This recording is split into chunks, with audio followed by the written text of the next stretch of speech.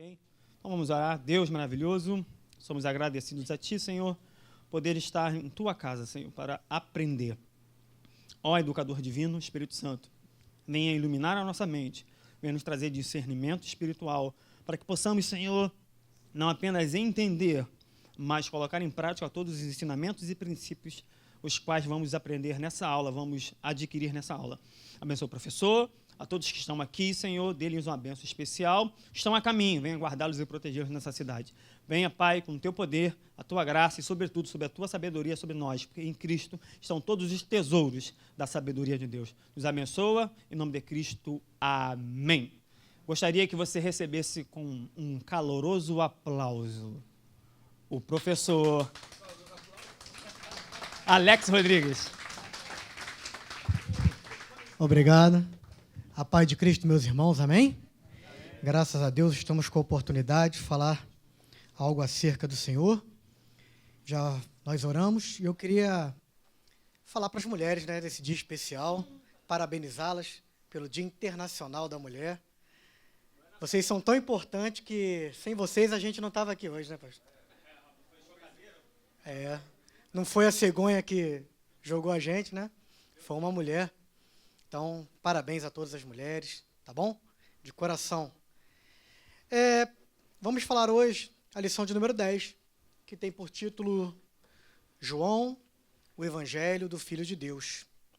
Antes de iniciarmos a aula, como de praxe, vamos dar alguma dica para professores, porque muitos que frequentam a Bereana vão ministrar essa lição em outros locais, outras igrejas, outros grupos familiares, grupo de estudo e até nos presídios. Está aqui a irmã Leda, coordenadora do trabalho, Diácono Rangel também, professor no presídio há mais de 15 anos, e ministra aula lá. Então, nós temos por costume, como o nome é Escola Bereana, temos o costume de dar algumas dicas para professores antes de iniciar a aula, que possa facilitar.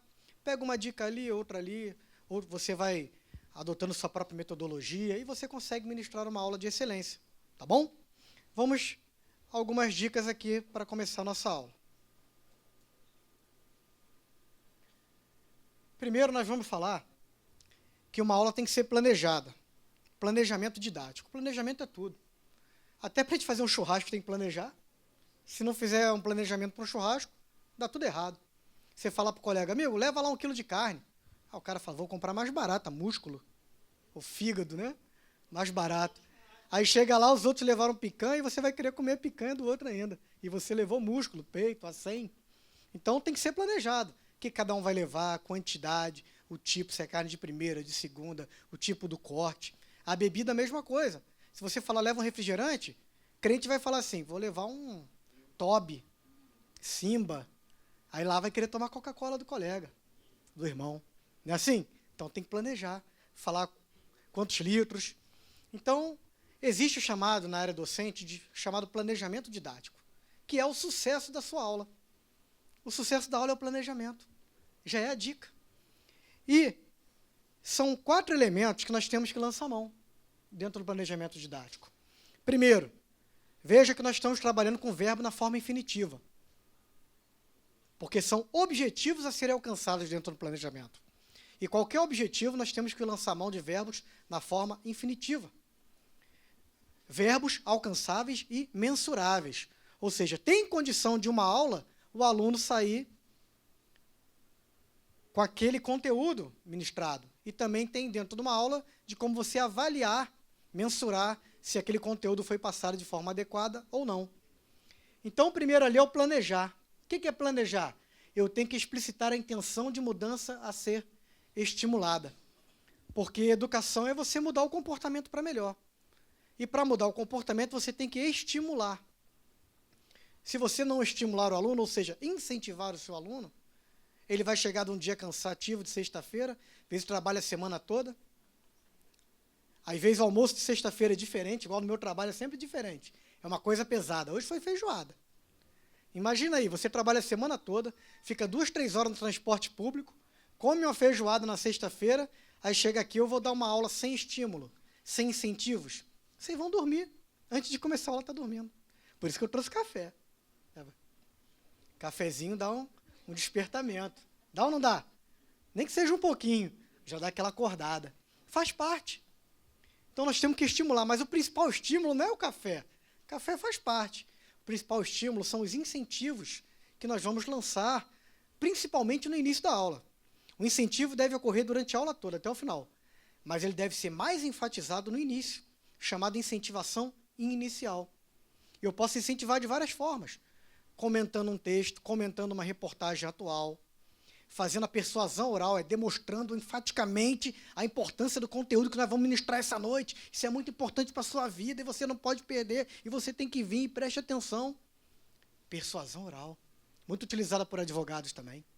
A persuasão, não apenas por professores que querem que seus alunos fiquem motivados.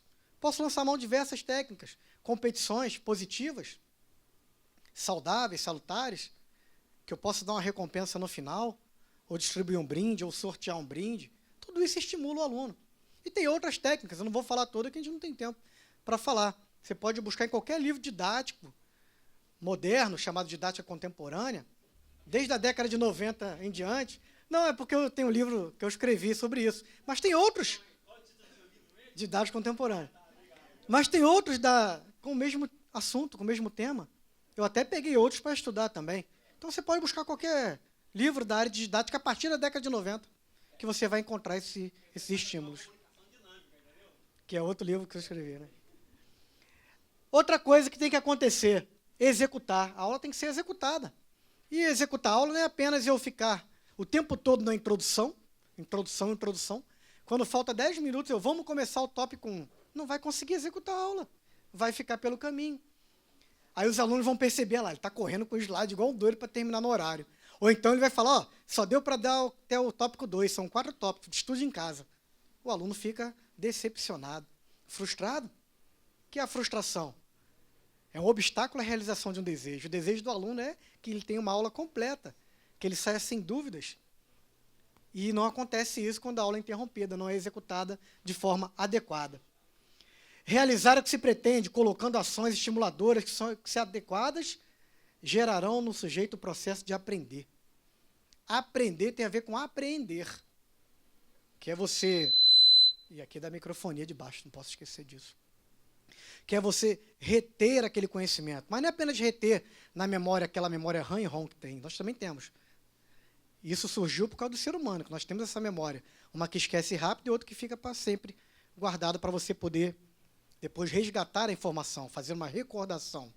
Então, aprender é isso. É você guardar na memória de forma que, ao momento que você quiser acessar, você faz uma força e você busca aquela informação. Checar.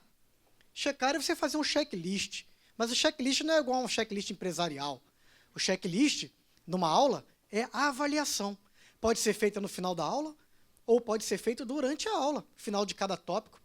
Ou a partir do momento que surge uma pergunta, a pergunta já tem a ver com o que você ia fazer na sua avaliação, você já pode pular essa etapa que já foi feita uma avaliação parcial na sua aula. Então, deve ser avaliado para saber se houve um feedback. Se não houve um feedback, não houve o aprendizado. A aula não foi adequadamente ministrada. Tem que haver um feedback para você ter certeza que a aula foi bem ministrada. Ou seja, ninguém saiu com dúvida. E avaliar, que é julgar as fases anteriores e tomar decisões para que o processo sofra correções e melhorias para o benefício da aprendizagem. É você, durante o processo da sua aula, você vai vendo seus erros. Pô, podia ter melhorado aqui, podia melhorar ali, não devia ter falado isso, isso gerou polêmica, na próxima aula eu já não falo esse assunto, ou vou tentar me consertar, ou não vou botar tantos slides que eu vi que em 1h30 não dá para falar na bereana. Então, você vai se adequando, fazendo a sua própria avaliação. Para facilitar esse estudo, isso aqui a gente encontra em livro de didática. Mas no livro de administração, a gente encontra a coisa que eu acho mais fácil de entender, esses pontos de didática contemporânea. E eu busquei isso no livro de um colega nosso, ele está até sentado ali com a camisa do Manchester United, ali, que é o Diabo Vermelho, Manchester United. Não tem mais, não? Tem que mandar fazer para vender. Livro que o pastor Eliseu escreveu, chamado A Bíblia e a Gestão da Excelência através das ferramentas da qualidade total. Muito bom. Hoje nós temos um departamento em todo o nosso campo chamado DINC, não é isso? O DINC foi reestruturado em cima do livro do pastor Eliseu. Eu trabalhei na reestruturação do DINC com o pastor Rogério, visitamos filiais, levando o conhecimento a partir do livro do pastor Eliseu. E eu tirei dali uma ferramenta da qualidade, que é o método gerencial. Esse método gerencial, você vai resumir o que é o ciclo docente. Que o ciclo docente que nós falamos aqui é um ciclo. Eu começo planejando, até chegar na avaliação, volto a planejar, de acordo com o que eu encontrei de problemas ocasionais ou crônicos. Então é um ciclo, nunca para. Como é um ciclo docente, eu resolvi usar a ferramenta da gestão da qualidade, o pastor Eliseu, para facilitar aqui o ciclo docente, dentro da ferramenta, chamado ciclo PDCA. O pastor Ronaldo é professor de administração, tem familiarização com essa metodologia de administração, chamada ciclo PDCA, que é o método gerencial da gestão da qualidade total. Como funciona o planejamento docente aqui dentro? 4 fases. Repare, aqui está em inglês, porque é uma ferramenta inglesa. Ela surgiu justamente na década de 80 para combater a invasão de produtos japoneses de alta qualidade e tecnologia nos Estados Unidos. O japonês, cheio de qualidade e tecnologia, invadindo os Estados Unidos resolveu mudar a sua filosofia de confecção de produtos e serviços, melhorando seus próprios produtos para combater os japoneses. Então, ele criou o ciclo PDCA. Essas fases aqui, ó, plan. Plan, em português, é planejamento, ou planejar. Então, na fase de planejamento, você vai localizar problemas e estabelecer plano de ação. Como que eu faço isso? Principalmente definindo metas e métodos. Metas e métodos. O que seria uma meta? Quem pode me ajudar? Igual o Chapolin Colorado. Uma meta. É o objetivo? Todos concordam? Não? A irmã não concordou, não. Ela tem razão. Sabe por quê? O objetivo é assim, hipoteticamente. Meu objetivo é comprar um iate. Eu posso, daqui a 100 anos, continuar com esse mesmo objetivo. E não comprei. Ainda quero comprar. A meta. Meu objetivo é comprar um iate em 3 anos. Agora eu tenho um prazo estipulado, adicionado ao meu objetivo, eu passo a ter uma meta. A empresa não trabalha com objetivo, trabalha com meta. Tem que ser batido, e quando bate, multiplica, duplica. Não é igual a meta da Dilma, não, tá? Que não tem meta, e quando tem, bate, multiplica, não dá para entender nada. Não. Tem meta, metas sérias, prazos estipulados. Então, a didática, o planejamento didático, ele tem metas a serem cumpridas no ensino. E também tem métodos. Método é o caminho, né? No grego significa caminho. Como chegar a alcançar esse objetivo dentro do prazo? Isso é um método. E os métodos, geralmente, estão nos livros, estão em documentos informativos, publicações, teses de doutorado, de mestrado. Você vai encontrar ali a metodologia que melhor se adequa ao seu planejamento docente. Segunda fase é a fase do, que em português é fazer, executar ou realizar. Ou seja, vamos meter a mão na massa. Já planejei, já tenho meta, já tenho métodos. Como fazer? Então, vamos fazer. Vamos botar em ação o nosso plano. No caso de uma aula, é executar a aula propriamente dita. Começando com a introdução, a explicação, a verificação, até a aula ser completamente ministrada. É a execução da aula. Só que na execução da aula, vão ocorrendo coisas que o professor tem que ir prestando atenção, fazendo seu relatório. Primeiro, é onde eu vou educar e treinar o próprio professor e quem está assistindo. E é diferente educar de treinar. Educar é o que a gente pretende, que é transformar o indivíduo em sociedade, agregar valor na vida do indivíduo, isso é educar. E treinar?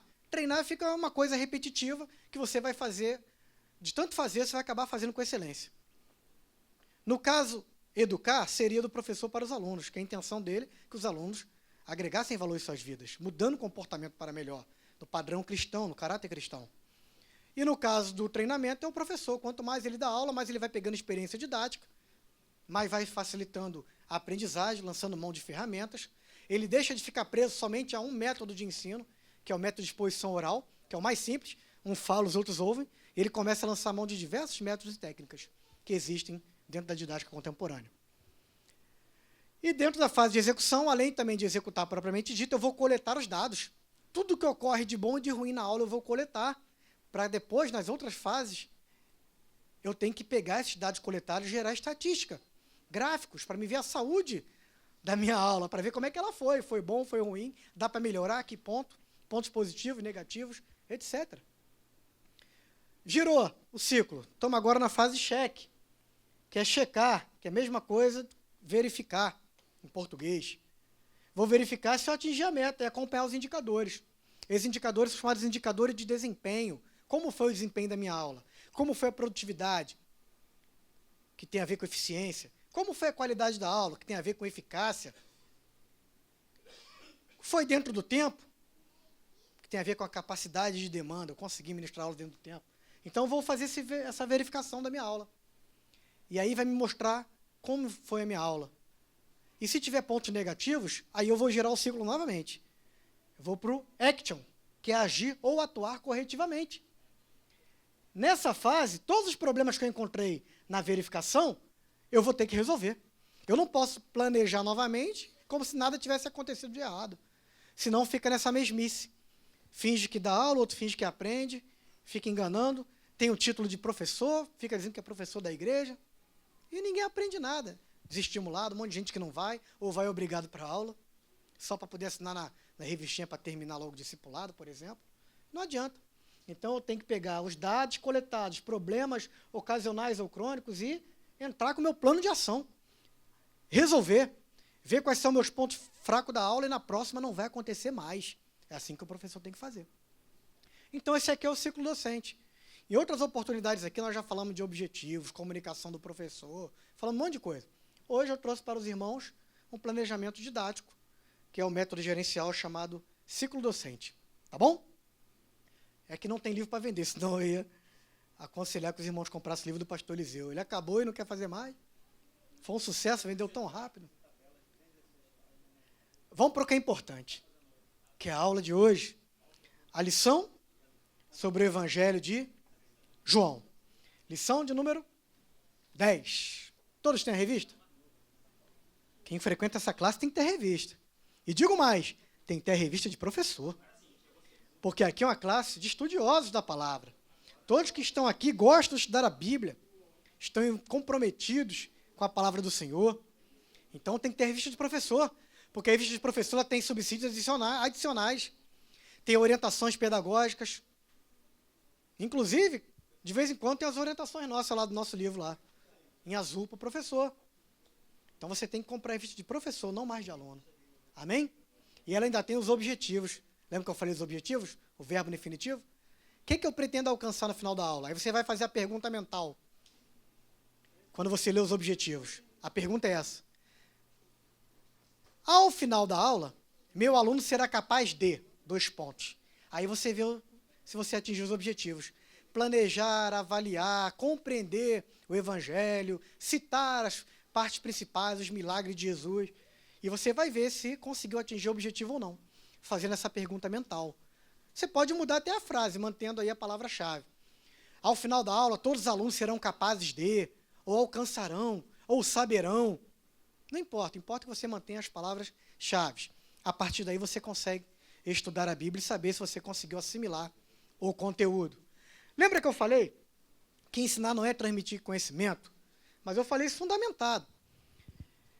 Digamos que 80% desse teórico que eu vou citar eu não aproveito. Por pensamentos políticos diferentes. Mais 20% eu gosto muito e eu uso. A gente tem que fazer igual o apóstolo Paulo. Examina tudo e retém o bem. Esse teórico que eu vou citar é Paulo Freire. Ele diz que ensinar não é transmitir conhecimento, mas criar condições favoráveis para que o conhecimento apareça naturalmente, através de debate, palavras geradoras, perguntas geradoras de debate, ou seja, uma socialização, que a educação moderna preza isso aí. E as escolas que trabalham com isso, socio-interacionistas construtivistas, são caros pra caramba a mensalidade, porque são eficazes. O aluno realmente aprende e cresce em sociedade, agregando valor, ou seja, são educados. Mas nós vamos trabalhar, então, um método diferente hoje. Não adianta eu ter um livro dizendo que existem 15 métodos diferentes e técnicas de ministrar uma aula, e toda vez que eu vim aqui na frente, eu fazer exposição oral.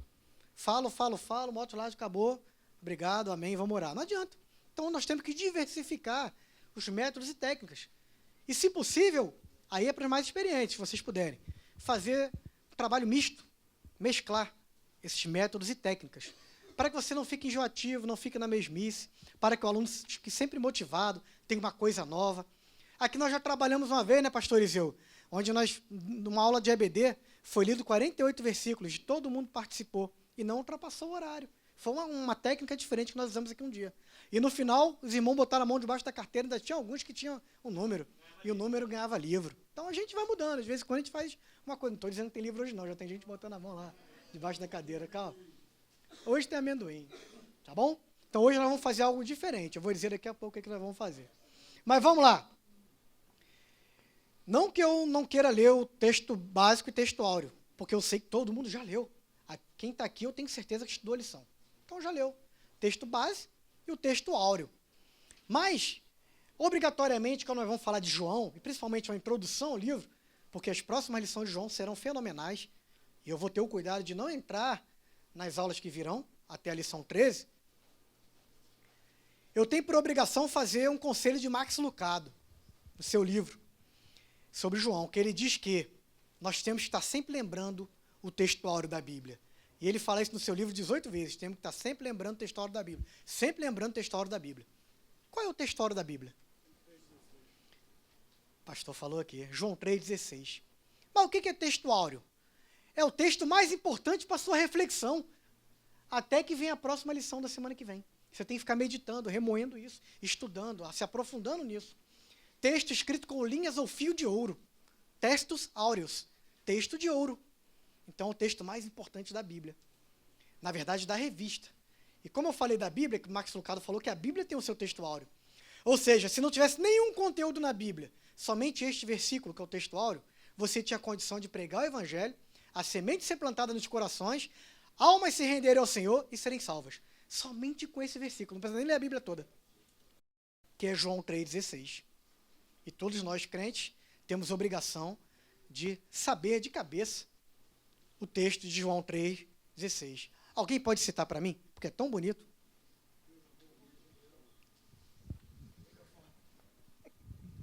Porque Deus amou o mundo de tal maneira que enviou seu Filho unigênito para que todo aquele que nele crê não pereça, mas tenha a vida eterna. João 3,16. Hoje nós vamos falar um pouquinho sobre estes assuntos do texto áureo da Bíblia. Escolhi bem, né? Viu a voz do irmão? Show de bola, né? Escolhi bem, Deus é bom, me ajudou. Muito bem. João, quarto evangelho, ele não é um evangelho sinótico. Sinótico é porque os 3 anteriores que nós estudamos, Mateus, Marcos, Lucas, tem muita coisa em comum. Passagens, quem estava observando aqueles acontecimentos, escreveram praticamente a mesma coisa, estavam no mesmo local, tempo, espaço. Diferente de João. Por isso que o livro de João é chamado o âmago de Deus. O que é o âmago? Que revela o próprio coração de Jesus. É um livro diferente. E é um livro que você pode usar plenamente para fazer evangelismo. Se alguém fez algum curso de evangelismo, eu tenho certeza que você aprendeu a explorar o evangelho de João para poder levar ao próximo. Quem vai fazer evangelismo, que vai dar um presente, nunca dê a Bíblia, nunca dê o Novo Testamento. A pessoa vai começar lendo Mateus, Marcos, João, vai enjoar. Marcos, Lucas, vai parar. Dê o evangelho de João. E é até mais barato. Você compra lá na SBB 200 unidades, sai 40 centavos cada um. Só o evangelho de João. Porque ele é feito para evangelismo. Porque ele vai falar do coração de Deus, coração de Jesus. Nós estudamos aqui. Mateus, especificamente, foi escrito para quem? Para quem? Judeus. Marcos, para quem, Marcos?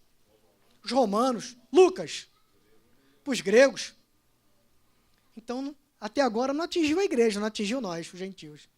A linguagem específica tem uma finalidade. Tanto que em cada livro desse, Jesus é chamado, conhecido por uma coisa. Não é assim? Como Jesus é conhecido em Mateus? Rei, porque é do judeu, rei dos judeus. Marcos? Tá certo. Marcos, servo de Deus. O servo. Lucas, acabamos de estudar. Hã? Como não ouvi? Filho do homem. E como é conhecido João? Filho de Deus. É o mais importante para ser anunciado. A linguagem dele própria para nós. Houve uma grande problemática, mais ou menos 90 anos depois de Cristo, que a teologia chama de AD. Você não vai encontrar em revista teológica, comentário bíblico, depois de Cristo descer. Isso é um livro de história. Você vai encontrar AD, que é Anno Domini, o ano do Senhor, que é a mesma coisa que depois de Cristo. E muitos anos depois, quase 90 anos, alguns teóricos divergem, entre 70 e 90 anos, houve uma grande briga no evangelismo da época. E resolveram escrever ali o livro de João para divulgar, para combater algumas coisas erradas que estavam sendo difundidas do cristianismo, para mostrar a importância da pessoa do Senhor Jesus para os gentios, para a igreja, que era formada de judeus convertidos, mas os gentios, que somos nós hoje. Então, é muito importante esse livro de João, muito importante. Então, a partir de agora, nós vamos usar uma técnica diferente. Vamos usar outra ferramenta que eu tirei do livro do pastor Eliseu. Pô, se eu fosse vender esse livro, ia me dar bem. Essa ferramenta da qualidade, nós vamos usar, chama-se 5W1H. Quem já ouviu falar? Alguém fez administração? Muito bem. 5W1H. São perguntas oriundas da língua inglesa. Que em português, essas perguntas significam quem, o que, por quê, onde, quando e como. E quando se faz uma pergunta dentro de uma aula, é uma técnica muito antiga, da antiga Grécia. É uma técnica socrática. Sócrates, muito antigo, né? É uma técnica socrática grega chamada maiêutica. Mãe de mãe mesmo, de parir. Ou seja, o conhecimento é parido a partir de perguntas. É uma técnica para começar uma aula e dar uma aula. E nós vamos usar aqui a introdução essa técnica. Ou seja, eu não vou responder nenhuma pergunta. Vocês vão responder a pergunta. Eu vou fazer um trabalho de facilitador. E nisso eu queria pedir ajuda à nossa equipe aqui de mestres, pastores, que são catedráticos, que espere algum irmão responder primeiro, algum estudioso da Bíblia. Se algum irmão demorar a responder aí, os senhores podem ajudar, tá bom? Para que haja uma participação maior de todos que estão aqui. Porque senão a gente vai monopolizar aqui com a equipe teológica, tá bom? Primeira pergunta. Quem foi João? E aí, quem vai responder? O microfone está aqui, cadê?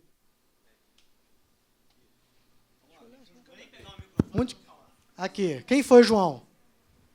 Foi apóstolo de Cristo, Cristo por Cristo, escolhido por Cristo. Perfeito. Mais o quê? Foi mais o quê? Quem foi João? Vamos lá. Estão brigando tanta gente que o pastor Ronaldo está indeciso a quem leva o microfone. Ó, já falou, já deu a dica aqui. Ele e o irmão dele tinham o nome de Boanerges. Por quê? Boanerges. Filho de? Do Trovão. Mais o quê? Ele tinha irmão? Quem falou aí? Tiago. Ele era filho de quem? Zebedeu. Agora eu quero saber, qual o nome da mãe de João? Eita. Tem uma dica. Não é a mesma que estava no palácio não, tá? Porque o nome é comum. Isso, é prima de Maria. Salomé. Mas não é aquela Salomé do palácio, não. É outra Salomé. Viu? O irmão sabe, era prima de Maria. Subentende-se, não pode provar a teologia, que esse João era primo de Jesus e primo de João Batista. Falando de João Batista, esse João tem alguma coisa a ver com João Batista? Já sabemos que não é o mesmo, porque eu falei que era primo de João Batista. Mas tem alguma coisa a ver? Quem era João? Tem alguma coisa a ver com João Batista? Ele era o que, João Batista?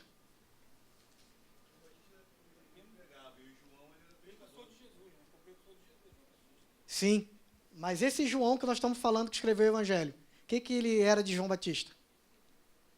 Falaram aí. Falaram, eu ouvi. Pode falar alto. Discípulo de João Batista.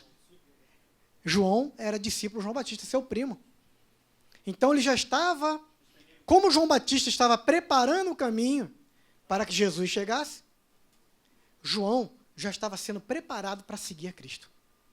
Até que tem uma célebre frase de João Batista que fala, importa que ele cresça e eu diminua. A partir daí, Tiago e João deixaram de seguir João Batista, seu primo, e foram seguir Jesus. Ele era discípulo. Amém?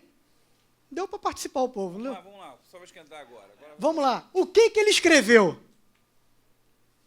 E agora? João escreveu o quê? Podia botar... O evangelho já está aqui na lição, evangelho. Podia mas botar, né? Talmud. B. pô, mas é Alcorão. muita tecnologia, eu não sei mexer. Apocalipse, mais o quê? Ou seja, 3 cartas joaninas. Primeira, segunda e terceira João. Segundo a historiadora Andréa Fonte, João Viu milhares milhares e milhares. de anjos. Mas perfeito. E por que nós chamamos o evangelho e as cartas nós chamamos de primeira, segunda? Por quê? Por quê? Porque carta, né? Feminino. O evangelho é masculino. Como tem no Antigo Testamento livros de reis, então é segundo reis. Já no Novo Testamento, se eu estou falando de carta, segunda carta. Tá bom? Então, João escreveu o evangelho, que nós vamos falar hoje. Também escreveu as 3 cartas joaninas e escreveu o livro do Apocalipse, que é a revelação. Muito bem, tá legal. Por que? Agora vai esquentando. Por que ele escreveu? E agora? Agora eu quero ver.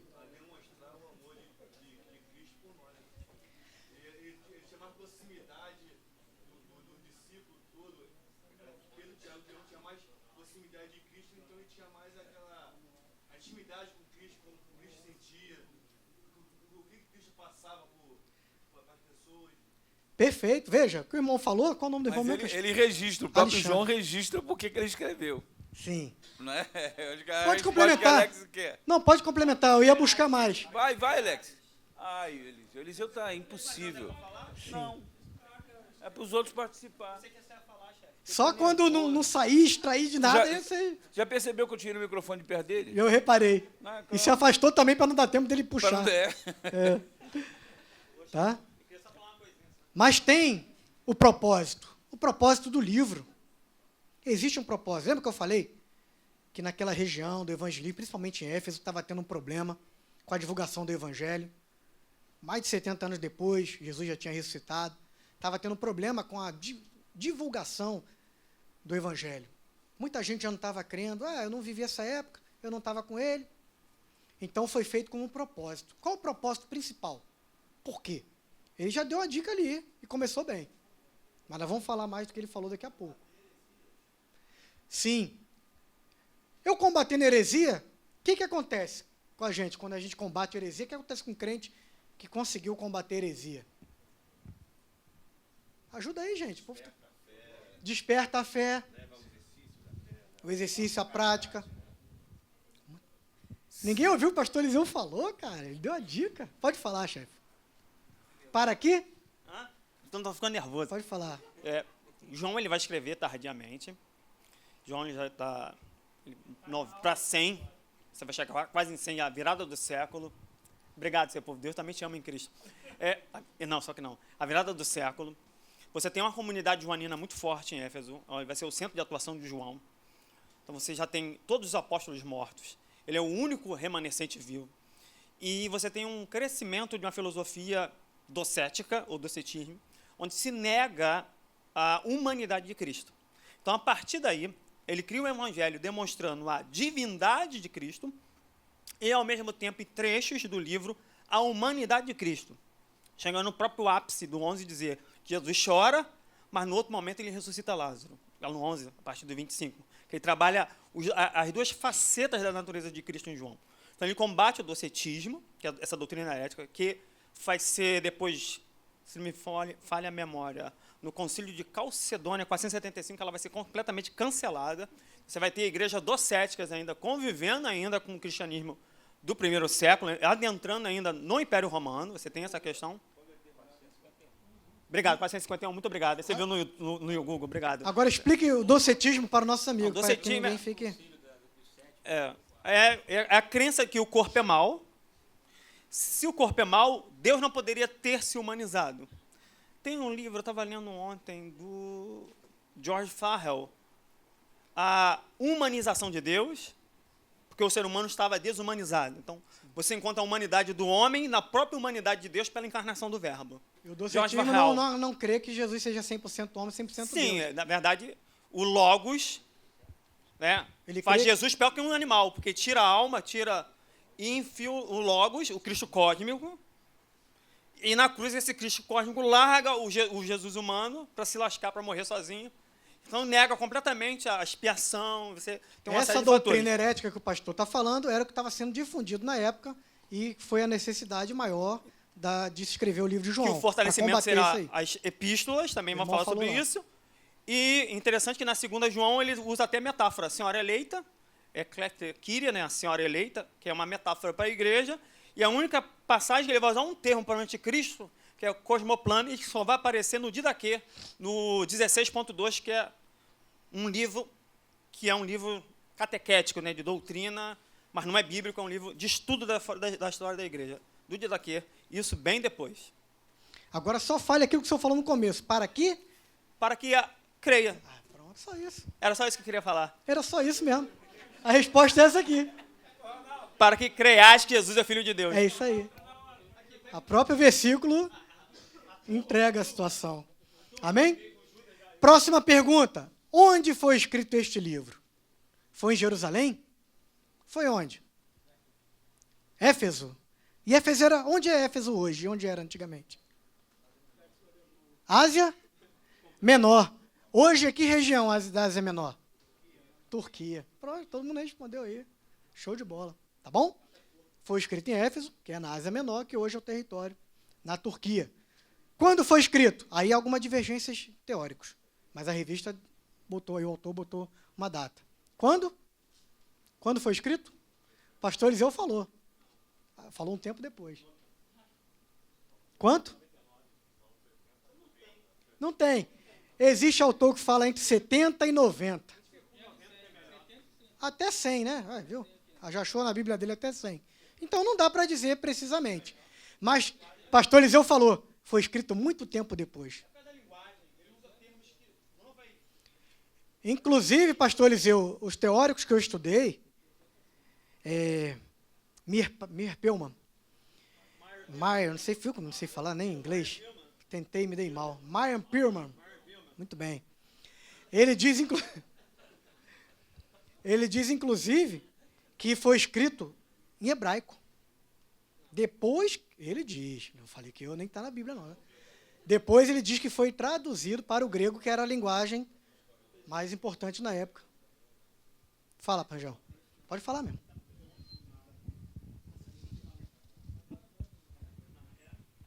Tem uma informação bastante valiosa de um dos pais da igreja, que era Papias. Papias chega a informar que, originalmente, ele foi escrito em aramaico. Isso era um parecer de Papias, né? Ainda lá no primeiro século da igreja. Bem, isso nós estamos conversando, como é que é uma classe de estudo, não estamos falando para o povo em geral.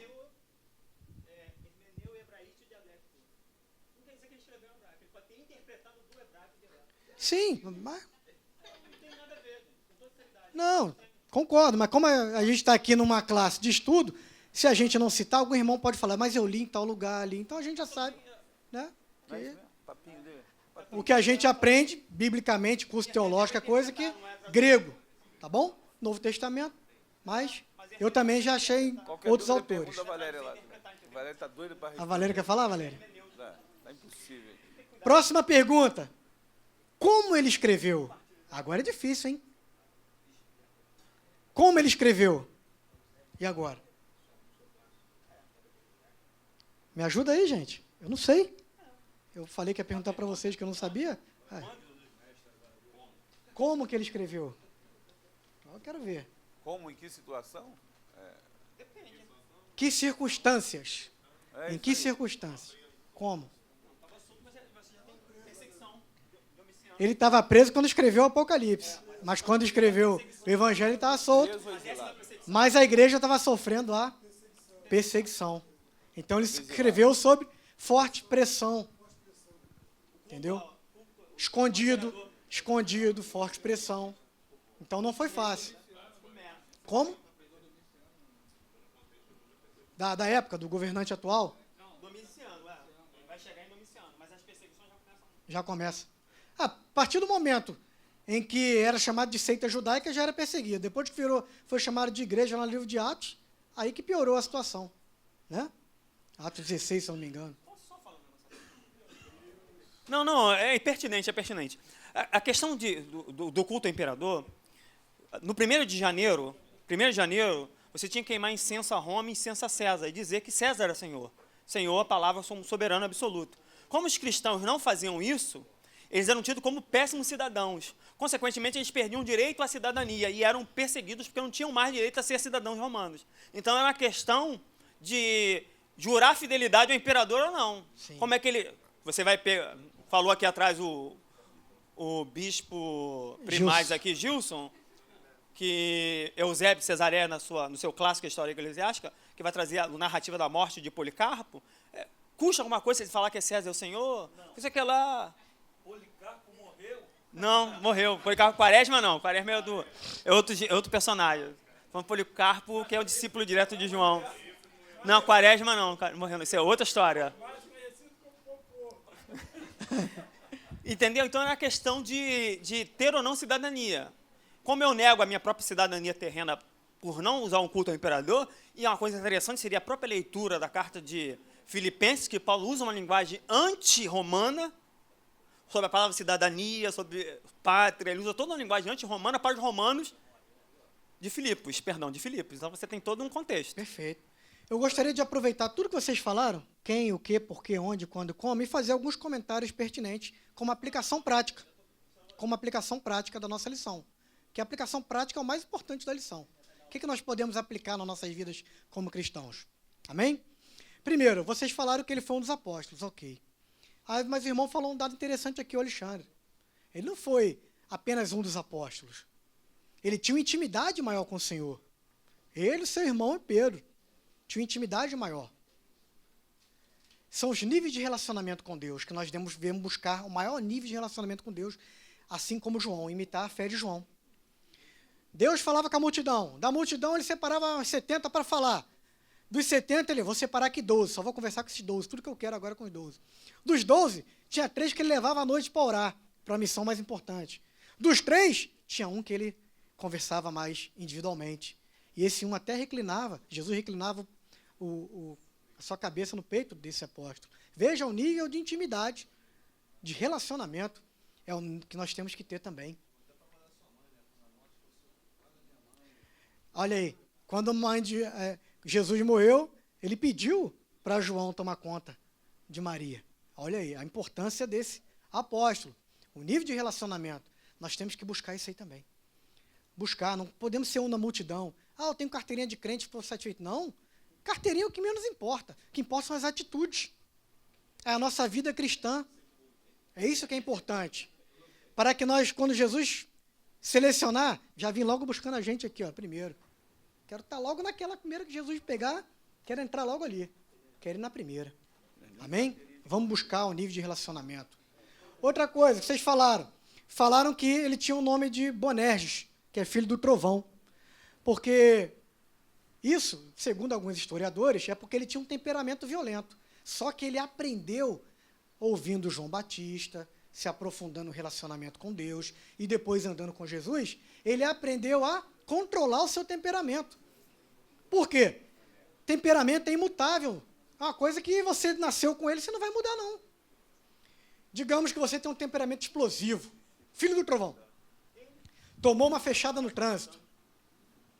Você vai querer sair com a chave de fenda ou uma arma para bater no outro. Você se converteu ao cristianismo. Professor de escola dominical, pastor, bispo primaz. Imagina aí, relacionamento com Deus, 30 anos convertido, vivendo do evangelho, lendo a Bíblia todo dia, convertido de coração. Você tomou uma fechada no trânsito. A vontade que você tem de bater no cara é a mesma de 30 anos atrás. Só que agora você aprendeu a controlar o seu temperamento explosivo. Agora você conta até 10. Você lembra que Jesus morreu pela gente na cruz do Calvário, derramando seu sangue puro e carmesim. Aí você lembra e você se acalma. Aí você fala, vai na paz, querido. Não, que isso? Você lembra que a Bíblia, o inferno está na Bíblia. Não, eu falo, vai na graça. Não faça isso. Tá bom? Meu Deus, faz comigo não. Deixa eu continuar aqui. Ou seja, diabo, cheio se de você engano e tem um toda temperamento, é meio nervoso, é Até quando explosivo, cessará de perverter o reto dos caminhos do aprenda a Senhor? controlar isso, porque agora você é cristão, você tem que evidenciar o caráter cristão. Então nós temos que aprender a melhorar, sempre. Maldito és tu em todos os Gostei, animais com do classe. campo. Só Questão palavrão de livre. fino trato. É isso aí. Tá bom? É, mas disseram que ele ganhou esse apelido, historiadores. Mas eu busquei também alguma coisa na revista. Que, por exemplo, ele proibiu um estranho de usar o nome de Cristo na hora de expulsar um demônio. Por ele ter proibido, falaram que ele era meio brabo, meio grosso, meio ignorante. Então, justifica um pouco do apelido de filho do trovão. Outra coisa, ele também teve o desejo a gente tem, desejo ruim. Nós somos crentes, mas somos carne, mano. Estamos lutando sempre contra isso. Ele teve o desejo de pedir, olha só o que ele pediu, para cair fogo do céu sobre os samaritanos. Que caia fogo do céu e queime todo mundo. Mas nós vamos julgar Fecharam o João barco por isso? dele. Não. No Facebook você vê uma postagem, dá vontade de mandar não sei quem para onde, né? Pro inferno. Dá vontade. Então não é por isso que a gente vai julgar. O próprio Jesus se indignou-se quando entrou no templo lá e teve aquele problema de os vendilhões do templo. Então, uma coisa às vezes é natural, um impulso. Faz parte, tá bom, da nossa vida. Só apenas temos que controlar e vigiar. Sempre. Porque é muito ruim um crente ter um apelido de carrancudo, de grosso, né, de Minha esposa... vários esposa de apelidos. Ronaldo, você não é grosso, você é pouco polido. Pouco polido. Acho lindo isso, né? O Pouco crente polido. não, ele tem que estar sempre sorrindo. Ele tem que ser uma pessoa que o outro quer se aproximar dele, quer imitar a fé dele. Então nós temos que nos policiarmos em cima desses assuntos, desses quesitos. Amém? Outra coisa. Ele gozou de favores extraordinários de Cristo, por ele ter aquele nível de relacionamento. E nós também temos que gozar desses favores extraordinários. Os favores extraordinários estão aí. Muita gente fala assim, hoje não tem mais milagre na igreja. A culpa é de quem? É de Deus, de Jesus? Não, é nossa. Oramos pouco, buscamos pouco. Temos outras prioridades. Começar ali. Não aproveitamos o nosso tempo de maneira adequada. Jesus subia para orar, ele ia junto, podia estar dormindo na cama confortável, com lampião, barulhinho de grilo, ia lá para o meio do mato para orar, mosquito a noite toda, aí cochilava tão cansado, mas ele buscava, onde estava Jesus, ele queria estar junto. Aí ele via as coisas extraordinárias acontecendo, aí ele gozava de privilégio. Não é um privilégio, Jesus fala assim, ó, toma conta de Maria aí para mim, está contigo, confio em você. É um privilégio, como outros privilégios que aconteceram durante o livro. Tá vendo como é que sai? Sem eu precisar falar? É ou não é um grande privilégio você ver a transfiguração? Aquele episódio. É? E os espíritos iam dizer que foi a reencarnação de Moisés e de Elias, né? Mas eles ali, depois aprendendo com Jesus, entenderam o significado da transfiguração. É um privilégio. Foi o primeiro a chegar no sepulcro de Cristo. Foi o primeiro. Ele tinha fé, eu vou lá, eu quero ver o que aconteceu, quero ver o túmulo. Foi o primeiro a chegar. E nós temos que ser o primeiro a chegar na igreja. Último a sair, não podemos ter pressa, senão a gente perde a bênção. Tem crente que vai para a igreja ver o jogo. Quando acaba o jogo agora, eu vou para a igreja. Já chega aqui com o culto já. Se o time ganhar, não ficar com raiva, falar que os obreiros vão zoar ele, não vai. Estou falando aqui porque eu sou obreiro, também erro e converso com os obreiros. Aí chega já com o culto acabando, quer receber bênção assim. Então é o primeiro a chegar, meu amigo. O professor vai dar aula, chega na aula, abre a revista na hora, tira do plástico, fala para os alunos, qual é a lição de hoje mesmo? Acabou. Nunca vai ter... Não, aqui não. Aqui não, estou dando... Aqui não. Na França, na igreja da França. Aqui sai, né, chefe? Rala mesmo. Mas como tem irmãos que não são daqui, né, a gente tem que falar que isso acontece por aí. Isso acontece por aí. Não, é sério, o pastor falou, é sério, isso acontecia. O pastor pegou um ocorrido desse tipo e cortou. E não cortou qualquer pessoa, não. Um professor há mais de 15 anos aqui, de grande credibilidade na igreja, o pastor falou, tá fora. Aqui tem que planejar com muita antecedência. Fez certo. Então aqui realmente não ocorre, tá bom? Mas isso aí é o primeiro em tudo. Por que eu falo primeiro? É só para os outros verem que você foi o primeiro? Não. Você tem que ter o amor no coração de querer estar sempre na casa do Senhor, como dizia o salmista. Mais vale estar um dia na porta dos seus atos do que 1000 em qualquer outro dia, em qualquer outro lugar. Então é o prazer de estar na casa do Senhor, louvando, engrandecendo o seu nome, aprendendo, cultuando ao Senhor, adorando com as ofertas, com sua boca, louvando a Deus.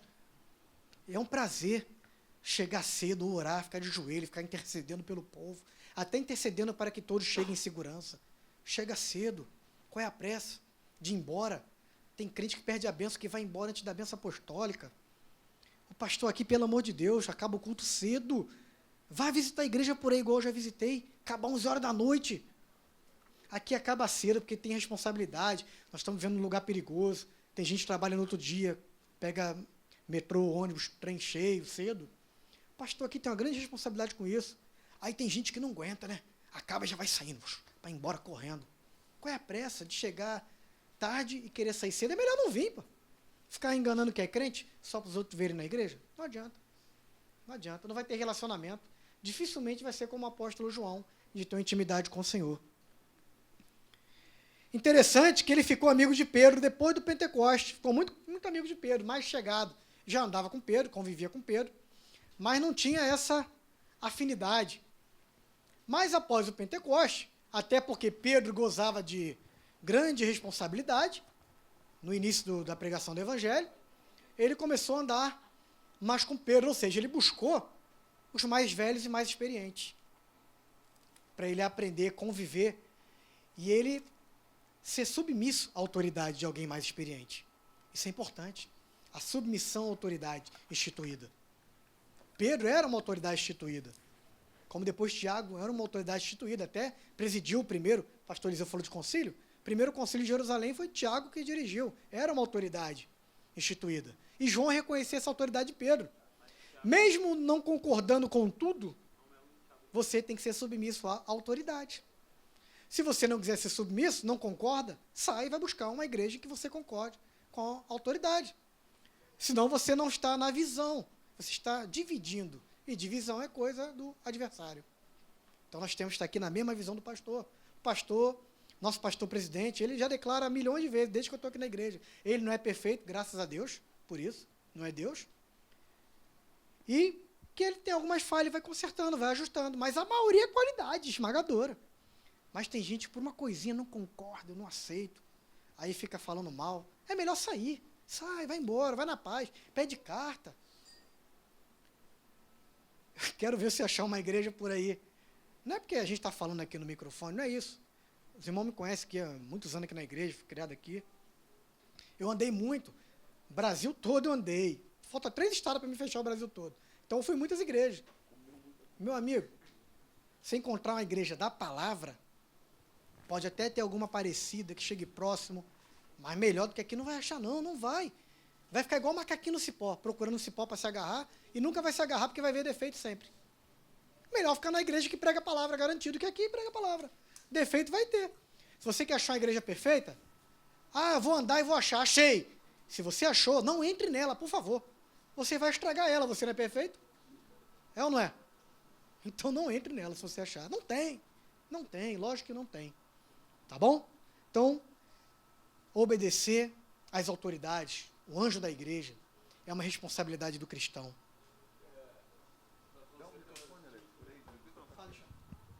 Eu tive até um comentário hoje sobre isso, sobre... E falar mal, nem que seja um ponto, falar mal do pastor, da autoridade, acho que a maioria que sabe, você falar mal de uma autoridade como um pastor, ele é um anjo da igreja. Então você não sabe qual mal que você está acarretando para você próprio. Você falando mal da autoridade, não quero ficar assim na igreja, não aceito isso, faça como o senhor falou. Vá procurar outra igreja, uma igreja que você vai se adaptar, vai se achar melhor, que não vai ter aquela igreja santa, aquela igreja só no céu. Mas que você falar mal de uma autoridade, você já está certamente em pecado já, só em falar da autoridade. Isso é autoridade espiritual. Mas a Bíblia fala até sobre a autoridade constituída, governamental também, da mesma forma. Bem, João, sobre a perseguição, que vocês me falaram aí, sobre perseguição, escreveu o Evangelho, depois escreveu cartas joaninas e escreveu também o Apocalipse. Só que o Apocalipse foi em outra situação, uma outra circunstância. Como? Uma outra circunstância. Ele foi preso. Era uma ilha prisão, lá no Mar Egeu. Qual é o nome da ilha? Patmos. No Mar Egeu. É uma ilha horrível, de formação rochosa, só tem rocha, não tem quase vegetação. É um lugar de sofrimento, trabalho e sofrimento de reclusão. E não tem como fugir. O Mar Egeu, mar brabíssimo, mar violento. O barco saiu ali, já quase vira, imagina você tentar fugir nadando. É impossível. E ele foi para lá já com uma certa idade, ou seja, ele falou, vou para lá para morrer. Imagina você pregar o evangelho a vida toda, se dedicar a sua vida, dando exemplo. Aí no final da vida você tomar o castigo de ser preso e apanhar e sofrer pelo evangelho. Muitos esfriariam a sua fé. Muitos. E a gente entende isso, que a carne é muito fraca. A gente tem que fortalecer o espírito. Mas o que aconteceu com João? Fortaleceu mais ainda. A tal modo de alguns historiadores, veja, historiadores, não um teólogo. Alguns historiadores falaram que ele só escreveu o Apocalipse porque ele ficou maluco e começou a ter visão, alucinações. Historiadores falam isso. Já na teologia e fazendo, né, a hermenêutica, a gente entende que tudo que ele escreveu se enquadra perfeitamente com a Bíblia. Desde o Antigo Testamento, visão de Daniel, até chegar ao Novo Testamento, com os evangelhos, principalmente Marcos e Tessalonicenses, Carta Paulense, tudo se encaixa perfeitamente. Então ele não estava maluco, não. Ele escreveu, ele teve o privilégio, no meio daquele sofrimento, já de elevada idade, de ainda deixar escrito os acontecimentos futuros para a igreja. Outro privilégio. Ele escreveu o livro de Apocalipse, numa situação horrenda, de grande sofrimento, e nós temos que aprender com isso. Quando a gente está no meio de um grande sofrimento, devemos orar a Deus, buscar esse maior relacionamento, essa intimidade que João teve, para que Deus nos use poderosamente no Evangelho. Para que Deus possa nos usar para evangelizar, dar exemplo para uma pessoa, passar a experiência para alguém, ó, está passando por isso? Eu também estou. E o meu ainda é pior do que o seu. Quer saber o que eu estou passando? Devemos usar para o bem, em prol do reino, as nossas experiências negativas também. Porque o sol nasceu para os justos e para os injustos. Não significa... Quando você vê por uma igreja assim, uma placa bonitona, né? Pare de sofrer. É tudo mentira. Você vai tornar crente, você vai sofrer até mais. Vai. Vai passar por desemprego, crise econômica, doença. Vai. A diferença é que você tem fé, que depois da tempestade vem a bonança. E se não vir nesse mundo, o mais importante é depois, que é a pátria celestial que está reservada para nós. Isso é importante. Esse papo de pare de sofrer, entre aqui que acabou, tua dívida, isso tudo não existe. Biblicamente é furado. Tá bom? Não estou falando aqui mal de teologia da prosperidade, eu sou a favor, não dessas malucas que pregam por aí. Teologia pura, verdadeira, genuína, né, de você ser abençoado, não ser rico, mas viver bem com aquilo que você tem. Isso aí. Riqueza é para um ou outro. No meio de 1000, 2000 é um. A Bíblia mesmo dá alguns exemplos de personagens, 1 ou 2 ricos. Agora, prosperidade é para todo crente fiel. Todos nós que somos fiéis. Amém? Aí, nós temos que usar todo o sofrimento em prol do reino. Assim como João fez. Escreveu e deixou coisas prontas para nós. Vamos lá. Mais 3 slides. O verbo de Deus vai falar sobre a origem divina de Jesus. No início do livro, já fala, no princípio era quem? O verbo. E o verbo? E o verbo estava com Deus. Era o verbo. Ali vai levar a origem divina de Jesus. Em 3 níveis. Na encarnação, na criação e entre nós. Sempre no capítulo 1, nos primeiros versículos. Na encarnação. Veja, encarnação, não é reencarnação. Tá bom? Deus encarnou 100% homem, 100% Deus. Tinha a natureza humana.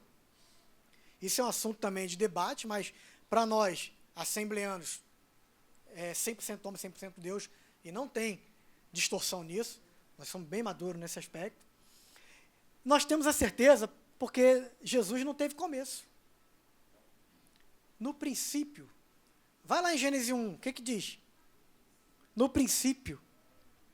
Então Jesus já estava lá, na criação de todas as coisas.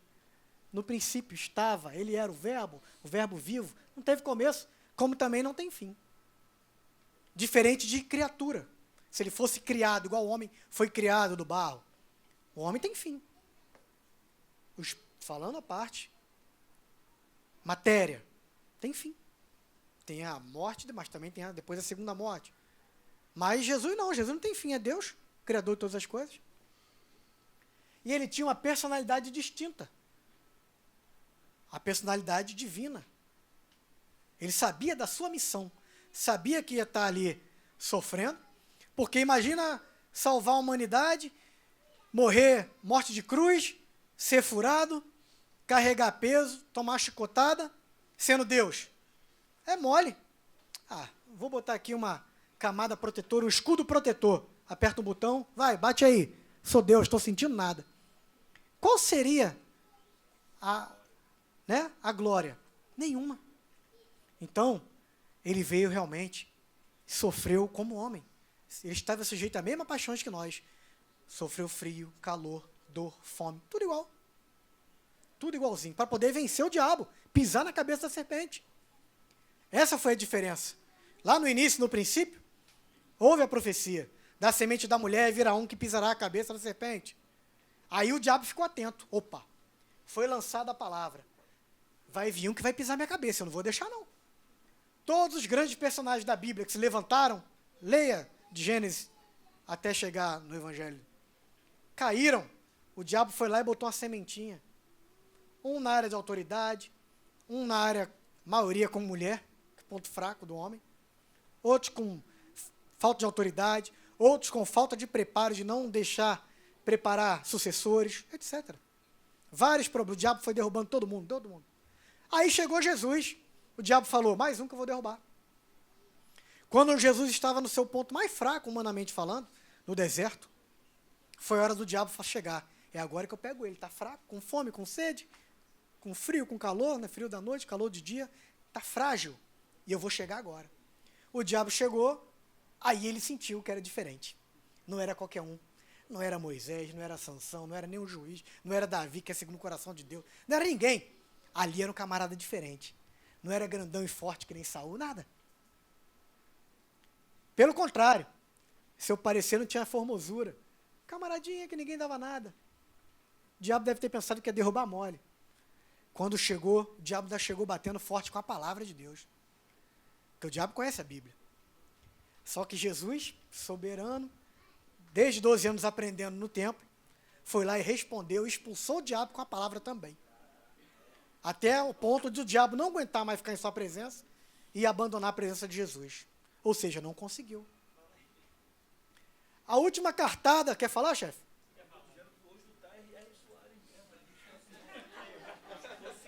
Fazendo uma conjectura. Obrigado. A última cartada de Satanás. Eu tenho que pegar Jesus na fraqueza. Na fraqueza. Jesus estava orando. Jesus orando, porque ele já sabia o que ia acontecer com ele. A missão dele, bem clara, precisa, morrer pela humanidade. E morte de cruz, morte de sofrimento, de humilhação. Ele não queria passar, ele tinha um lado humano que não queria sofrer. E ele orando, Pai, se for possível, passe de mim esse cálice. Aí entra duas situações. A teologia divide a vontade soberana de Deus em duas. A permissiva, soberana não, divide a vontade de Deus em duas, a permissiva e a soberana. Exemplo da permissiva, Ezequias, Antigo Testamento, orou, né, porque o profeta tinha falado que ele ia morrer, e ele poderia pegar todo o tesouro dele e gastar, aproveitar, vou morrer mesmo? Não, ele foi orar. Deus honrou a oração dele, mandou o profeta, volta lá e diz que eu vou dar mais 15 anos de vida porque ele orou. Ou seja, mudou o quadro de Ezequias. Aí Jesus foi orar, também não queria passar por aquilo. Orou, sabia que iria morrer. Vou orar. Orou. E a resposta do Senhor? Não, tem que morrer mesmo. Vontade absoluta, porque tinha que morrer pela humanidade. E Jesus não foi qualquer um. Não há remissão de pecados sem derramamento de sangue, está lá em Hebreus. Isso já é desde o Antigo Testamento. Para poder ter a remissão de pecados, como é que era o ritual judaico? Tinha que matar quem? Quem tinha que morrer? Um cordeiro. Esse cordeiro era só pegar qualquer um que está ali? Qual era a característica principal do cordeiro para servir para o cerimonial? Sem mancha, ou seja, sem mácula. Como a gente traduz, fazendo uma analogia, o que é mancha hoje para um crente? Pecado. Sujeira, é pecado. O ser humano, qualquer um de nós, ou os grandes personagens da Bíblia, ou algum dos apóstolos, algum deles era sem mancha? Qual é o único ser que apareceu que era sem mancha na face da terra? Só Jesus que não tinha pecado. Então é o único que poderia morrer, que é a chamada morte vicária, que é a morte substitutiva. Vicário significa se colocar no lugar do outro. Então Jesus teve a morte vicária, substitutiva. Ele morreu para levar os pecados de toda a humanidade, o meu pecado, o seu pecado. E ele sem ter nenhum pecado. Olha como a missão é difícil. E ele sabia da missão dele. Ele sabia que tinha que morrer. E Deus falou, tá, tem que morrer. É a missão. E ele foi lá, como um bom... Foi falado no outro livro, um servo. Como um bom rei dos reis, que ele sabia que ia ser entronizado posteriormente. Sabia de tudo. Então ele morreu. Na criação, já falamos. Cristo é o Criador. E entre nós, tomou a nossa forma. Tomou. Porque se ele lá do céu desse a ordem, diabo, como o Alexandre falou, não ia ter a glória. E é muito fácil. Como tem gente agora no carnaval escandalizado, com postagem de escola de samba, de diabo pisando. Qual é a preocupação da igreja com isso? Nenhuma. Porque nós sabemos que não existe essa batalha que eles mostram aí do bem com o mal, meio a meio. Mesmo poder, equilíbrio, isso não existe, isso é brincadeira, isso não existe, é papo furado. Deus, ele nem sai da glória dele, manda um anjo, o anjo vai lá e expulsa o diabo. Então não tem briga. É fácil, qualquer batalha, vai um anjo aqui, vai outro, acaba lá, resolve. Livro de... Aqui. Não, gostei, falei. Um simples pecador como nós, levantamos a mão, te repreendo, expulsa o diabo. Então qual é a briga que tem? Na autoridade. Mas a gente vai falar daqui a pouco que tem o C, que é a condicional. Mas ele falou nós somos crentes. Nós estamos seguindo, nós estamos dentro do C, da condicional. Agora tem que ter cuidado, né? Porque se for fazer igual lá, expulsaram, aí Paulo eu conheço, Jesus também, você é quem? Aí arrebentaram os caras todos, o diabo bateu nos caras. Mas não, você com autoridade, C, que nós vamos falar, a gente consegue expulsar. Então qual é a preocupação de ver escola de samba? Isso não é pra gente, pô. Eles estão certos, sabia que eles estão certos? É o que eles acreditam. Eles estão cultuando ao diabo, então eles têm que pregar que o diabo é vencedor. Então não precisa se preocupar com isso, gente, pelo amor de Deus. Vamos se preocupar em pregar o evangelho. Nada de discussão, polêmica, inútil, que é bobeira, é o que eles acreditam. E ele tomou nossa forma e habitou entre nós. E como foi falado, agora tem uma peculiaridade do livro de João. Habitou entre nós, tomou nossa forma, encarnou. Diferente dos sinóticos. João fala da infância de Jesus? Não. Ele não fala mais de quê? Vamos lá. O que fala nos outros livros que não fala? Fala de genealogia? Não. Mais o quê? Me ajuda aí que eu esqueço, eu tenho memória muito ruim. Nenhuma, praticamente. E dos 8 milagres, que está nos outros livros, só 2 estão igual aos outros livros. 6, só tem no livro de João, 6 milagres. 7, né? Tá vendo como... são 7 sinais de milagres, milagrosos. 7 sinais milagrosos. Isso aí. Tá? Desde o primeiro, que foi numa festa, que já significa que Jesus habitou entre nós e ele era um ser social. Foi numa festa de casamento. Aí tem crente que quer dizer que é santo, como tem crente fariseu criticando bateria de carnaval da igreja, mas não tem coragem de pregar e dar um folheto para um crente no trabalho, para uma pessoa no trabalho que está passando necessidade, de orar por alguém. Não tem coragem, tem vergonha. Aí critica a bateria, que é uns irmãos do evangelismo. Não é para a igreja a bateria. A gente não gosta disso. A bateria é para alcançar a alma lá fora, para trazer. Porque a palavra igreja significa eclésia, que é chamados para fora. Então, tem que ter evangelismo eficaz. E Jesus habitou entre nós, ser social. Aí o crente quer ser santo. Eu não vou em festa que tem bebida na minha família, nunca mais. Então significa que tua família não vai ouvir o evangelho. Aí que tem que ir. Você não vai beber. E outra, faz igual eu faço. Tá demorando muito, parabéns. Eu, amigão, tá dando minha hora, eu vou meter o pé. Ah, espera o bolo. Não, não dá não. Então vou cortar agora, então. Espero, corta agora. Que o pessoal começa a beber, aí já começa a falar besteira, dançar, e eu vou embora antes. Mas eu vou, dou o presentinho, pego aquela sacola do Guanabara para botar o docinho, faço tudo que crente tem que fazer, eu faço. Que é o do guarda-chuva, eu falo que é o saco do guarda-chuva, mas é estratégia, né? Para levar o bolo e o salgadinho do docinho. Ah, o senhor não faz? Olha, eu não posso cometer heresia de afirmar, mas eu posso fazer a conjectura que Jesus levava alguma coisinha no final, davam para ele. Não estou dizendo sacolinha, mas davam para ele, ou pelo menos para o tesoureiro dele. Leva lá para vocês comer depois, eu tenho certeza. Já. Não posso afirmar, tá bom? Fazendo uma conjectura, mas não uma heresia. Vamos lá, respondeu-lhe Jesus, eu sou o caminho. Não está dizendo que ele é um caminho. É o, então só tem ele. Lembra da metodologia? Como é que alcança o objetivo? Através do caminho, a metodologia. Como é que alcança o céu? Através de quem? Jesus. O caminho. É interessante isso, que isso refuta várias teses, usando a Bíblia de outras religiões. Está aqui, ó. Como que eu vou pedir à mãe para o filho atender, se a Bíblia diz que eu tenho que ir no filho direto, filho de Deus? Vou nele que ele resolve. Para que eu vou ficar pegando intermediário? Que nem existe, né? Mas digamos que existisse. Eu vou pedir a 2 santos aqui, para esse santo interceder com Jesus, para interceder com Deus. Isso não existe. Ninguém é bobo. Se eu for pedir, eu vou logo com quem resolve. E a Bíblia diz que isso que eu falei nem existe.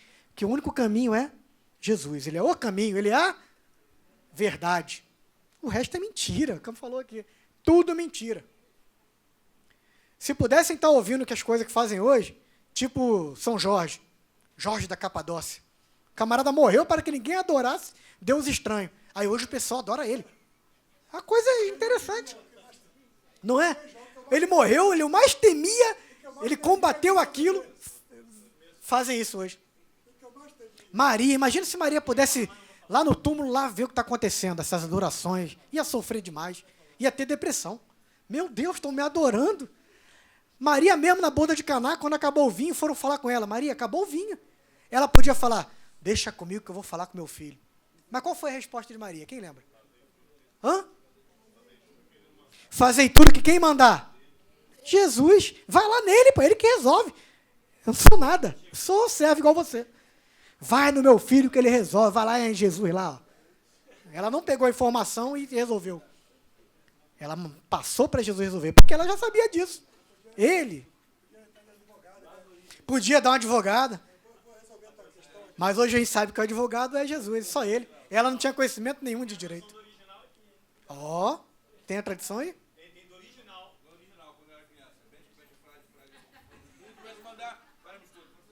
Que o mestre mandar, faremos todo. É isso aí. É ele, vai nele direto. Tá bom? É, mas é isso mesmo. É. Mas é sério, o que o mestre mandar, faremos todos. E só o mestre. Tá bom? Só o mestre. E ele é o quê? É o caminho, a verdade e a vida. Ninguém vai ao Pai a não ser por ele. Então ele é a vida. Aí vamos encontrar, eu não vou entrar nas outras lições. Quem é a videira? Que são eu sou, né? Eu sou a videira, sou o pão da vida, sou a luz do mundo. Vai entrar em outras lições, eu não vou entrar aqui. Vão ter outros professores. Acabou. Ninguém vai ao Pai, senão por mim. Ninguém vem ao Pai. Porque ele é Deus. Passar por ele. Porque ele vai falar na outra lição, que ele é a porta, ele é... Vai falar um monte de coisa que ele é. É justamente. Tá bom? Vamos terminando. O verbo de Deus como cordeiro. Já demos uma dica disso aqui. Lembra que nós falamos? Cordeiro de Deus que tira o pecado do mundo. Então, não é o Cordeiro de Deus que contribui para que o pecado saia do mundo, ou que dá uma ajudinha, ou que junto com outros deuses vai formar uma equipe que vai tirar o pecado do mundo. Não, não. Ele é o Cordeiro de Deus que tira, ele arranca, ele acaba com o pecado. Morte vicária, substitutiva. Se fez pecador por nós, acabou. Pecado entrou pelo homem e saiu pelo homem. Tanto que alguns teóricos chamam de Jesus de segundo, quem sabe? Segundo Adão. Porque o pecado entrou pelo homem, Adão, e saiu do mundo pelo homem também. Adão, segundo Adão. Paulo fala em Romanos. Perfeito. Está lá em João 4,10. O Cordeiro justificou-nos. Tem alguém formado? Ah, tem um monte aqui, então não vai ter graça. Tem o Sepúlveda, tem o Vladimir, tem mais gente. Então me ajuda aí. O que é justificação? Fazendo aí uma comparação, já dei a dica. Falei que tem alguns advogados aqui. Pode ajudar.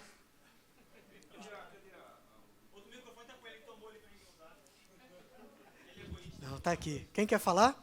Justificação. Quer falar, Sepúlveda? Vladimir? Olha aí, ó.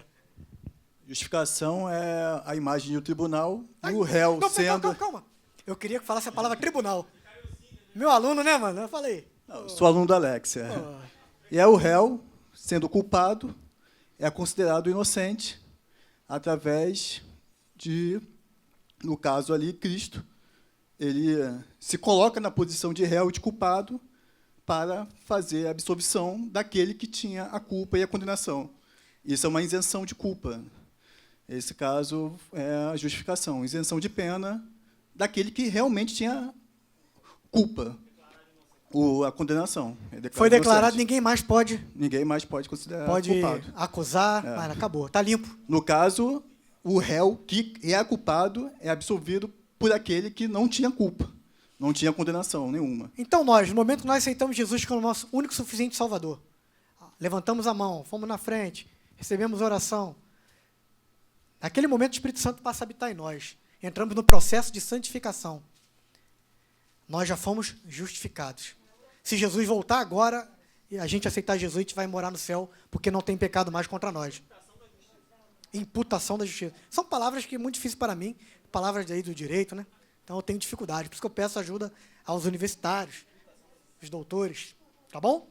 Eis o Cordeiro de Deus que tira o pecado do mundo. João 1:29. Vamos fechar. O verbo de Deus, nosso amigo. Um amigo pessoal. Tem diferença entre servo e amigo? Tem? Precisa parar para ler, não. O que está escrito lá em João 15:15? Tem como saber a diferença de servo para amigo? Não mais o quê? Não tenho chamado mais de servo. Mais de? Porque o servo não sabe o que faz o seu senhor, mas de amigo. Porque sabe, ainda vai fazer mais, né, a obra com qualidade. Vai ter privilégios, vai gozar de privilégios que o servo nunca teria. E nós somos amigos de Deus. Quando eu me converti, eu me emocionava toda vez que cantava um hino, se eu não me engano, é 196 da harpa. Falava, achei um bom amigo, Jesus o Salvador, o escolhido dos milagres para mim. Não é das épocas não, né, velho? Nosso amigo, Jesus. Ele não chama a gente de servo, não. Nós somos servos. Sabemos da nossa condição. Mas muito mais, ele nos chama de amigos. Olha aí que privilégio que a gente tem. Imagine o privilégio que os apóstolos tiveram de conviver com Jesus. João, quando Jesus chamava os amigos, não. Quando a gente chama, vai fazer um churrasco, a gente tem um monte de amigo. Aí tu faz o churrasco e fala, pô, só dá para levar 10. Condomínio não deixa, só 10. Aí tu chama os 10. Desses 10, tu fala assim, pô, vamos ali na cozinha que eu quero conversar um negócio. Tu leva 2. Desses 2, se você quiser desabafar uma coisa muito pessoal, você não fala para os 3, só fala para 1. Não é assim? Imagina aí, você ser amigo e ter condição, como o irmão falou, de... Porque o servo não sabe o que o senhor faz, mas o amigo sabe. Você ter condições plenas de saber todo o plano de salvação, tudo que a gente precisa, tudo que a gente precisa para a gente viver bem, viver servindo ao Senhor com qualidade. Um amigo que nos ama, ele ama. E as ações valem mais que palavras. Como é que eu sei que Jesus me ama? E quem lembra do texto histórico da Bíblia que nós falamos no começo? Tem amor maior do que esse? E Deus amou o mundo de tal tal maneira, ainda bota uma ênfase, tal maneira que enviou um dos filhos dele, não é assim? Um dos seus filhos ali, tinha um monte, seu único, primogênito. Para quê? Para todo aquele que nele crê, que é o propósito do livro de João. Crê. Não pereça, mas tem o quê? Vida eterna. Olha que coisa linda.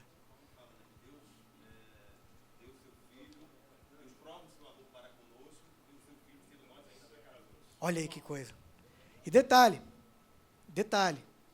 isso é tão lindo, tão perfeito, que nós não temos palavra para mensurar esse amor.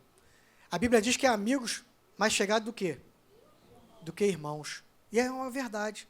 Às vezes o irmão não tem coragem de tirar um rim para te dar, mas às vezes você tem um amigo de tanta intimidade, confiança, que fala, não, eu te dou meu rim, eu tiro e te dou. Tem, acontece. Às vezes a gente desabafa com um amigo, mas não tem coragem de falar com alguém da família. Tem. E Jesus, além de ser, claro, da nossa família, ele era o amigo mais perfeito porque ele deu a sua vida. Você dá a vida por alguém, por um parente, eu dou a vida pelo meu filho, legal. Agora eu quero ver você dar a vida pelo presidiário lá na Irmaleda, daqueles que fazem aquela loucura lá que quer contar pra gente. Matar pedófilo, estuprador, de criancinha. Jesus deu a vida por ele também. Isso é um amigo, hein? É fácil ser crente? Não é não. E também não é fácil entender isso. Mas é a justificação que o Vladimir falou ali. O camarada do presídio matou um monte de gente, aceitou Jesus como Salvador, justificou, meu irmão. Está no processo de santificação. Agora é difícil para o mundo entender isso. Realmente não é fácil. Mas é a Bíblia. Tribunal humano, como a gente vai lá, né, irmã? A gente quer que ele cumpra toda a sua pena. Tem que pagar o que ele fez aqui. Mas, para nível de salvação, nós cremos que ele será salvo da mesma forma, se ele aceitou Jesus de coração. Pode falar que eu termino aqui. Vai. Na máxima que o Vladimir estava falando aqui, na questão da justificação, no tribunal, e o Sepúlveda vai concordar comigo ou não, né? Tá vendo? Mas a ideia é que nesse tribunal, mesmo que ele seja absolvido, constará nos anais desse tribunal que aquele foi julgado uma vez por um crime ou por aquela circunstância. Aquela circunstância que levou ao tribunal, aquela circunstância que levou ao julgamento, ela não será simplesmente apagada. Agora, na justificação que Cristo nos dá, a Bíblia diz em Hebreus, capítulo 13, 11, acho 9, capítulo 9, que ele lança os nossos pecados no mar do esquecimento, e deles não se lembra mais. Quer dizer, ele não tem como trazer de novo isso, não é? Olha, mas pô, você vacilou. A nossa memória de perdão, às vezes, ela tem essa coisa de guarda e, em determinado momento, traz à baila, traz de novo. Mas você fez isso outra vez. Na justificação de Cristo não há essa possibilidade. Ele realmente esquece os seus pecados e não lembra mais. E se Jesus esqueceu, quem somos nós para ficar lembrando dos nossos pecados? Ele torna você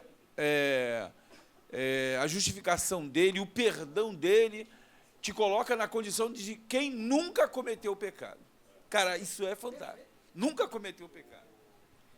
Eu, quando era mais novo, aos 15 anos, quando eu dava aula para pré-adolescente, eu comecei dando aula de 15 para 16 anos, para 12. Eu usava o copo como ilustração. O seu copo cheio é o pecado. Ele chega, joga fora tudo aquilo e põe lá zerado. Se você continuar pecando, vai enchendo o copo de novo.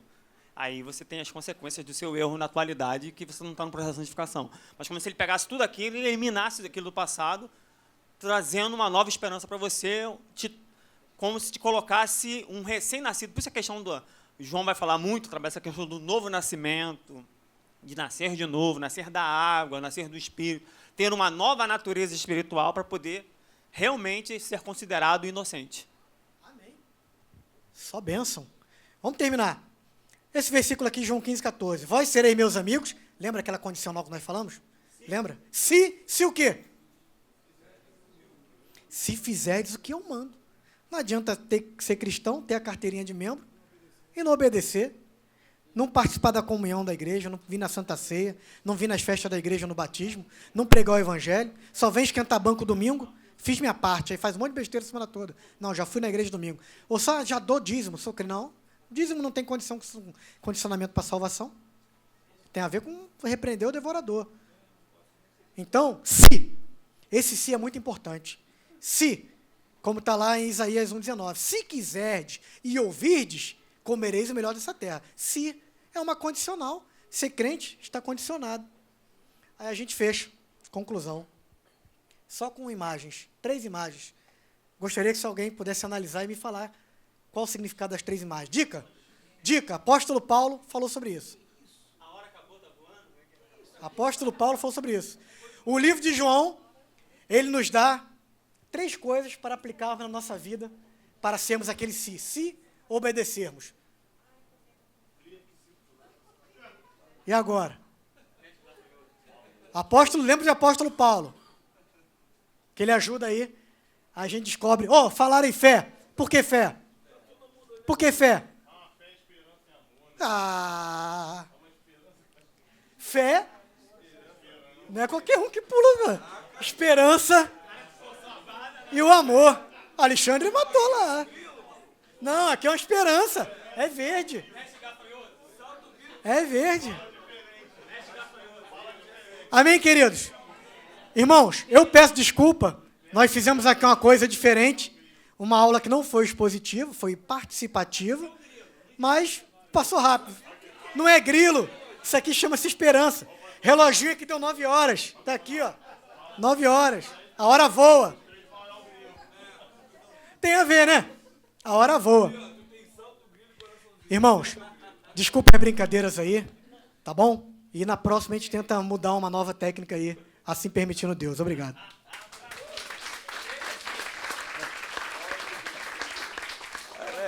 Alex, fora essa...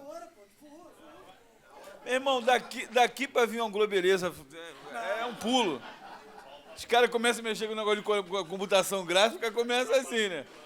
Jesus. Queridos, eu já disse para o Alex, eu sou fã do Alex, talvez ele seja aqui do nosso corpo docente o mais didático. O mais didático, assim, no sentido da explanação, de conduzir a aula dessa maneira diferente, né? E como o Alex falou, na verdade a gente às vezes vem com um afã de colocar a aula de uma maneira expositiva, porque é um método talvez mais conveniente para a gente, né? Aquele que nós nos sentimos mais confortáveis com ele. Então, cara, o fato de você mudar a maneira de conduzir a sala de aula, para mim é algo, sim, espetacular. Confesso a vocês que todas as vezes que ele, Eliseu, trazem subsídios para o professor, eu fico, caramba, como eu tenho que melhorar a minha prática, né? Como eu tenho ferramentas à disposição e às vezes só uso uma única maneira, né? Aí eu que às vezes censuro aqueles pregadores que dizem, né? Jesus pregava de várias maneiras, né? E só prega de uma, né? Só fala da mesma maneira, né? Só usa sermão expositivo, do púlpito, muitas das vezes, né? Cheio de erudição. Mas, cara, eu quero agradecer a Deus pela vida do Alex, que ainda não estou com ele no nível de proximidade desse negócio do churrasco que ele falou, de levar e tal, né? Aqueles 30, os 30 que estão lá, come a 100. Os 10 mais chegados ao catre, e os 2 mais íntimos, né? Chorizo, vive chorizo argentino, né? Não estou nesse nível não, mas vou chegar lá, né?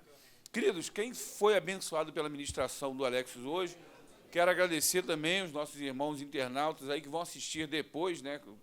Na verdade, quando o Alex parar, eles vão desligar a câmera. Estou falando para você, mas tudo bem.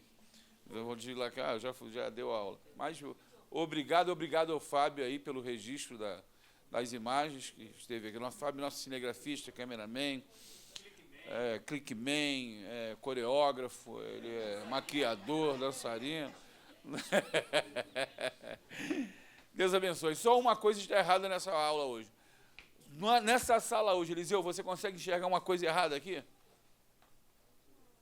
Já sei, a luz está... Muito bem, a luz está lá atrás.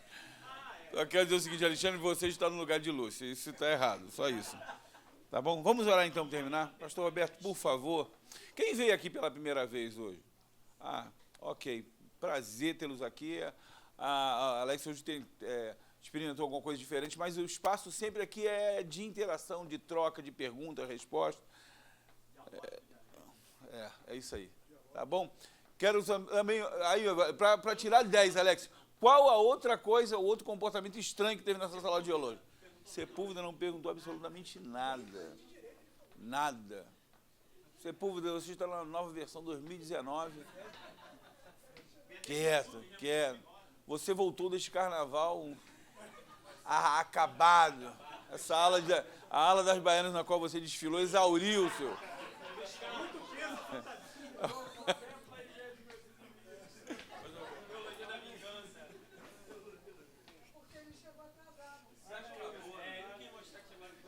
Maravilha, irmãos. Isso é muito bom. Terminamos. Já temos o cafezinho, né? Maravilha. Oremos ao nosso Deus. Amém. Querido Deus, Pai, nós te damos graça por essa oportunidade que o Senhor nos concede. Continue cada vez mais abençoando o teu servo, que nessa noite nos enriqueceu através dos seus ensinamentos. Ó Pai, que nós possamos cada vez mais abrir o nosso coração para esta área, que é tempo de nós aprendermos para sermos, ó Deus, manifestarmos lá fora tudo aquilo que nós adquirimos com zelo, para que o reino de Deus e o evangelho seja anunciado a tempo e a fora de tempo. Que Deus nos abençoe o nosso retorno para nossas casas, debaixo de ricas bênçãos do Senhor. Nós oramos em nome de Jesus. Amém.